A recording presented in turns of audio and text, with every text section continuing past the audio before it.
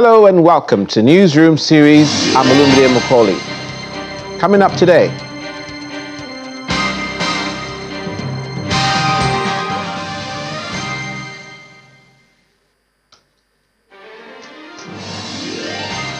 police deploy special teams to Kaduna State.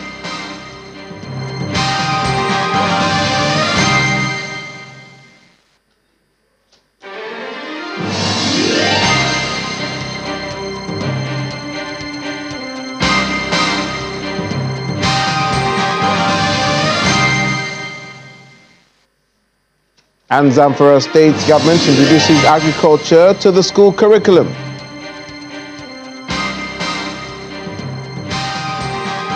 And the Nigeria Customs Service to collapse checkpoints in the Northwest region. Our focus is on the Northwest region today, but first we'll bring you other stories around the country. And today's plenary started like a normal one, but gradually drifted into a rowdy session in the Federal Capital Territory, Abuja, as the debate of allegations of budget padding progressed. While some senators called for a probe to ascertain the exact statement made by Senator Abdul Ningi on the purported extra 3 trillion naira added to the 2024 budget, some senators suggested that he apologize to the upper chamber. The debate went on for more than 3 hours, with the Senate President maintaining that there was no padding of the budget. Senator Ningi had granted an interview with the BBC House's service where he alleged that the budget that was approved is different from the one being implemented by the executive, an allegation he now denies.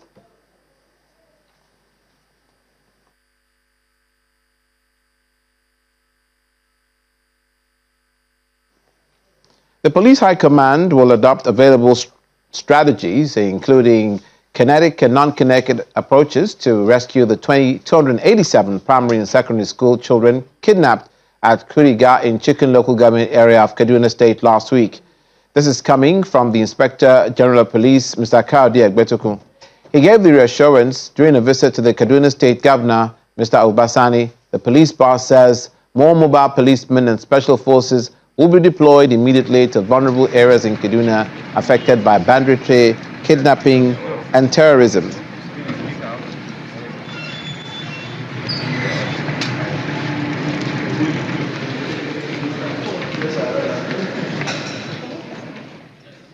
The federal government has charged the newly commissioned officers of the Nigerian Correctional Service to be professional and committed to protecting all correctional centers around the country. Minister of Interior, Olubunmi Tunjojo, gave the charge of the passing out parade of the 30th ASC Basic Course at the Correctional Service Staff College in Kaduna, represented by the Secretary, Civil Defense Correctional, Fire and Immigration Services Board. To take into lawful custody those who are legally interned to rehabilitate and reintegrate them back into the society. The reviewing officers are in 279 to pay their respect to the reviewing officer this morning. May I remind you that this occasion is coming at a time when concerted efforts are put in place by the federal government through the renewed hope agenda of His Excellency President Bola Ahmed Tinubu, GCFR, to address the security challenges bedeviling our beloved nation. Hence, your dedication to duty is highly required, as any act of indiscipline, trafficking, disloyalty, disobedience to constituted authority, or insubordination will not be tolerated. With the successful completion of the course, the defense advisor of Gambia to Nigeria, Commodore Hassan Saab, and the representative of the Interior Minister believe that the training will impact on the performances and professionalism of their service delivery.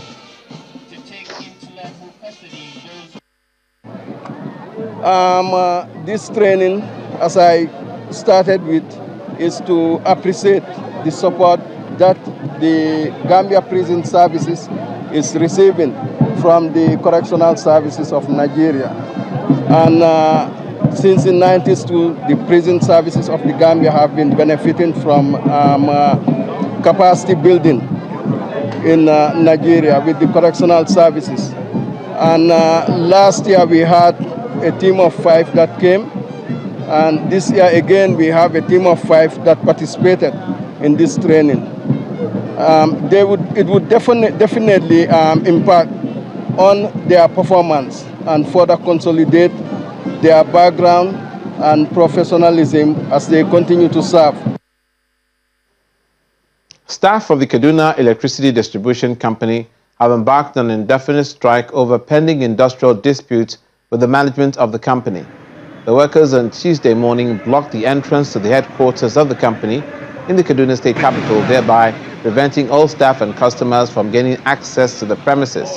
Amongst their demands, 6 years unremitted pension, non-payment of death benefit of deceased staff of the company, non-payment of exit package, as well as unjust disengagement of 7 staff or members of staff of the company in Zaria, as well as lack of enablers to help workers perform their duties, as well as alleged plan to sack over 100 workers of the company.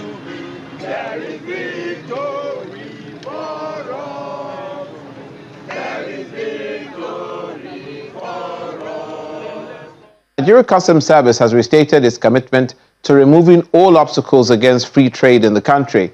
To achieve this, the service say it's currently working closely with heads of various government agencies, particularly the Inspector General of Police, to ensure that the number of checkpoints along major roads leading to various land borders are reduced to the barest minimum.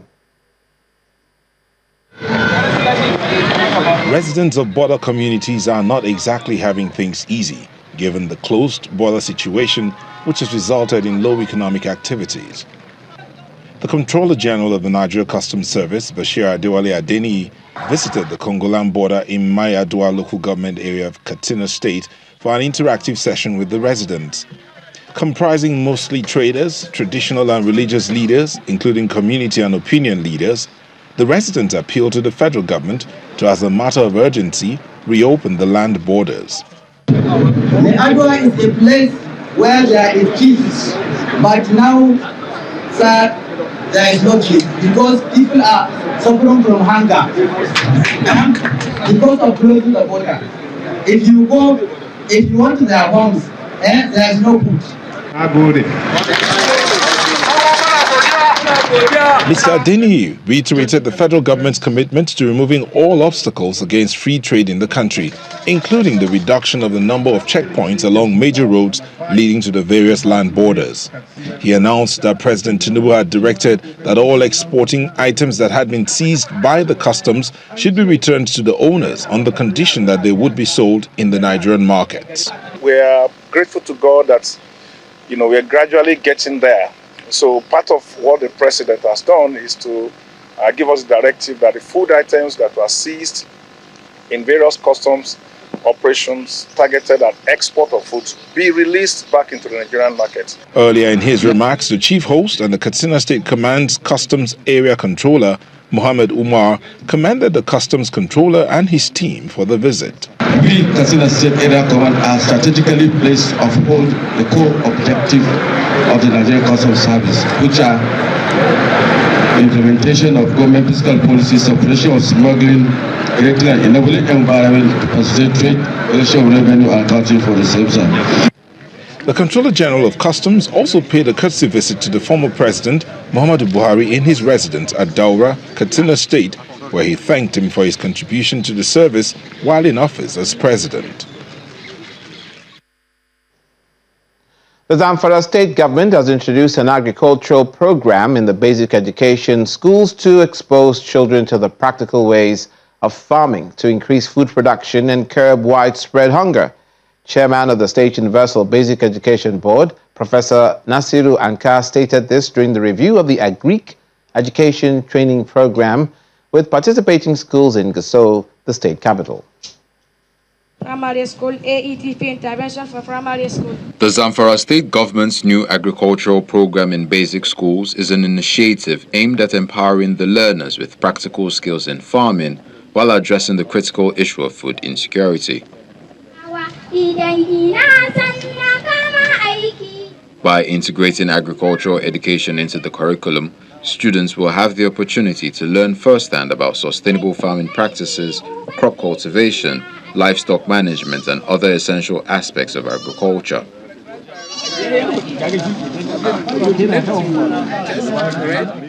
According to the chairman of Zamfara State Universal Basic Education Board, Professor Nasiru Anka, in 2020 and 2021, the board had disbursed funds to 19 and 25 schools to buy farm inputs, in addition to the procurement of livestock to 11 schools. The practice of agriculture increases food production and provide job opportunities, among other things, in the communities, which can guard against hunger, unemployment, bringing about food security, food nutrition. The board believes will introduce learners to the practice of agriculture and increase their knowledge beyond the theoretical aspect. The State Commissioner for Education, who was represented at the event, appealed to the students to uphold the skills that they have acquired, as it can help them earn their living in the future. It is essential that we continue to support and invest in agricultural education, ensuring a brighter and a more sustainable future for generations to come. The Zamfara state government says this program is a proactive step towards building a more resilient and food-secure future in order to lay foundation for a thriving agricultural sector and more self-sufficient society. The Sokoto State Governor, Ahmad Aliyu, says 6.7 billion naira has been spent as intervention by government for this year's Ramadan. The governor revealed this during the flag-off distribution of grain and clothing to over 18,000 less privileged persons and persons living with disabilities. This administration has considered providing Ramadan feeding to people across 23 local government areas, and the sum of 1,220,000,000 worth of essential food items will be distributed across 244 wards in the state. Distinguished ladies and gentlemen, I am so much elated today that Allah subhanahu wa ta'ala has spared my life to fulfill the promise made during this World Disability Day, in which I pledge to provide a Ramadan feeding center for our brothers and sisters with disability. Alhamdulillah, I am today pleased to inform you that 26 feeding centers were created for them across 23 local government areas in the state. And this will cost government 288 million naira, and this will be expanded to serve as items for Ramadan iftar. You're watching Newsroom series. Coming up, insecurity in the Northwest. We have a conversation to be had with Major Aku Ambosun, who will be giving us his opinion on insecurity in the Northwest region. Please stay with us.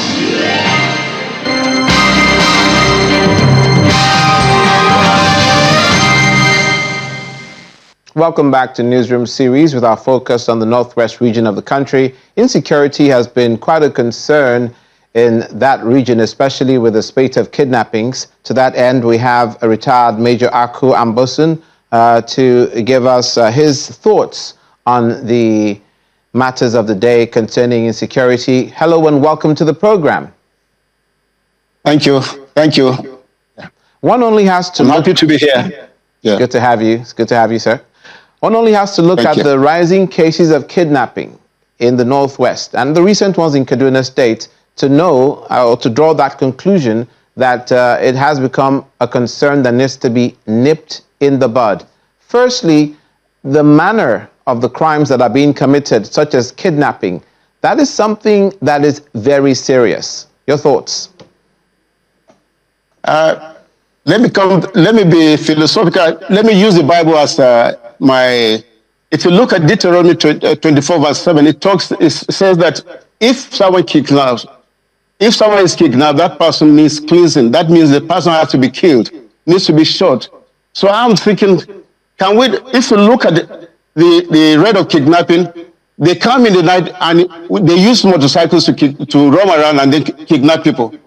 Can't we have a joint military and police force just trained to ensure they go out to check all those routes? They use the bush paths, they don't use main roads to do the kidnapping. And they go through churches and mosques. So there is something sinister about the whole thing. Maybe it's a planned thing, and maybe someone needs to be fired somewhere. I also look at, if you look at Ministry of Defense, can't we look at Ministry of Defense and say, okay, let's have a retired general who is tested, who can be the Minister of Defense to take care of the issue of security, because security is eluding us now. I don't know how we're going to get it, but people are afraid. People don't sleep in the night. And that means we have missed something. Intelligence gathering needs to be improved so that people will be able to know when they can fight against the insecurity that is eating into the system. It's preventing investment all over the country. So people are not happy with what is happening. We need to change our attitude. Nigerians need to be patriotic. The issue of patriotism is not there. That's why people go into kidnapping. I learned yesterday they were requesting for 40 trillion. Who is going to give them 40 trillion? That means there is a team. Someone is benefiting from that kidnapping. So Nigeria, the government, the political leadership needs to, they need to stamp their foot and ensure that this thing is stopped immediately, or else they will dismember Nigeria. That is the call. That is what I think we need to do. There has to be, Nigeria needs to be disciplined, we need to be patriotic, and we need to talk about Nigeria. If we love Nigeria, we need to fight for Nigeria, all of us. One of the reasons why kidnapping is such a dire crime is that it is the immediate suspension of the human rights of the hostage or the kidnapped that has been taken, and the person is at the mercy of the criminal elements. As far as the police is concerned, as far as intelligence gathering goes, where do you see that one should begin to see a change in how affairs are being conducted? We can only see a change if we beef up the police force and let them have joint training with the military. If they do that, that will change the whole thing. There shouldn't be anything like negotiation. The monetary aspect comes in. That means the whole thing is evil. There is evil, and evil is spreading. Right from 1968, when the advent of modern terrorism started, and even the September 11, it was just because of that, where over 3,000 people were killed. There are sponsors, people who are sponsoring them. Government should be able to know and have addresses and then bank accounts of those who are sponsoring them. If we can get that through the government, through the intelligence, we'll be able to stop this aspect of kidnapping, and it will bring succor to our people. I think it would be a good time to even also express sympathy to the families of those that have been kidnapped. Are you hearing anything from the government? Are you hearing anything from the authorities as far as these particular recent incidents are concerned that will demonstrate how the matter is being addressed? I've not had anything from government. Even the kidnapping in Kaduna, over 287, and then Sokoto 15. I don't know what the government is doing about it, but there has to be a plan. Government should not negotiate with bandits. Government should not negotiate with kidnappers. That's what I'm saying. We should be able to have a framework to ensure that we don't allow kidnappers to roam around our forest. The forest needs to be guarded. We need to have possibly the Air Force. Air Force have to ensure they search all these forests that are all over the country, and they use those routes to come in to kidnap people. They are looking for money. That money means they are going to buy weapons with it. That means they are going to reinforce themselves with it. So, and that is going to create more fear for our country, and it may cause dismemberment of this nation, because it is a continuous thing in the whole of Northwest, and no one is saying anything about it.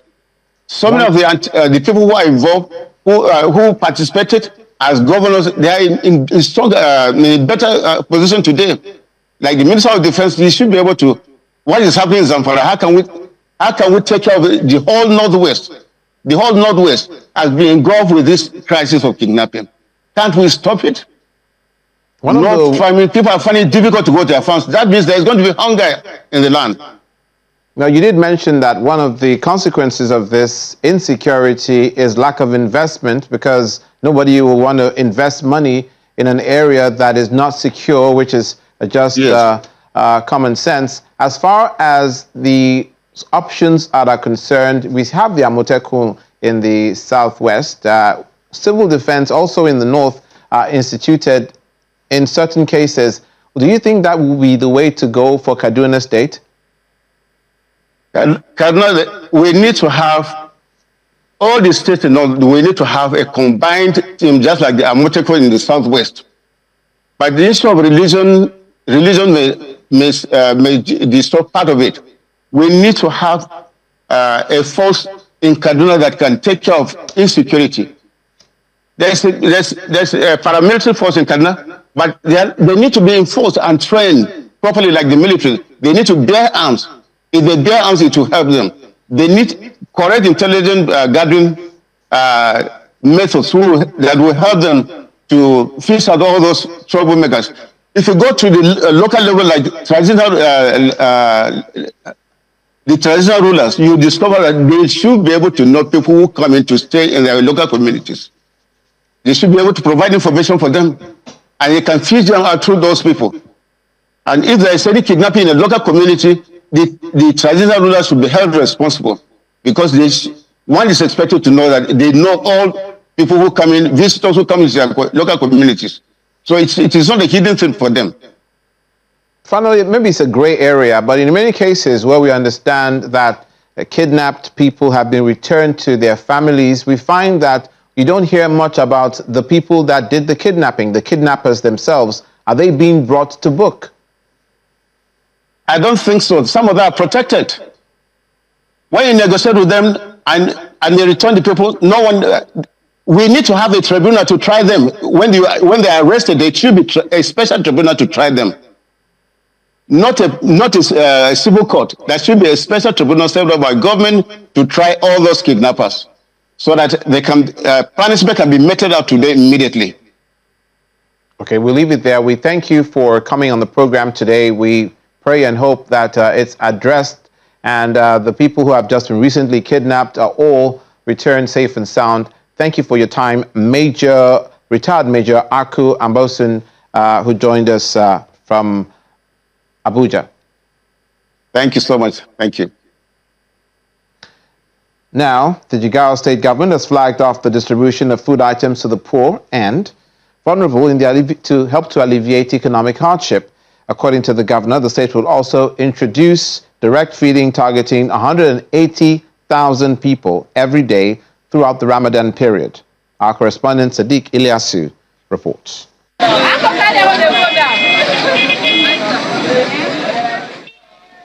The hard times are not yet over as Nigerians continue to grapple with increasing prices of food items, and as the Ramadan season rolls in, it seems it may be a tough month for Muslim faithful observing the fast.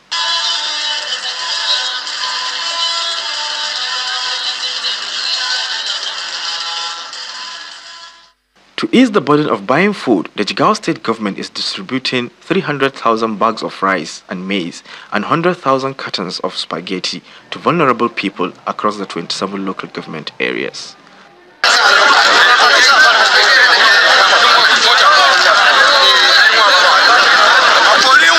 They gathered at the Malam Amini Kano Triangle to receive the food items.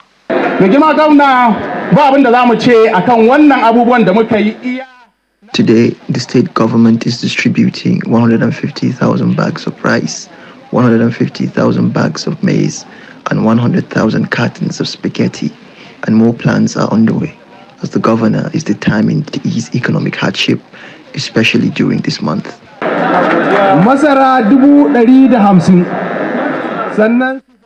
Meanwhile, the state government is also planning to commence direct feeding of residents who may not be able to afford it during the Ramadan fasting period.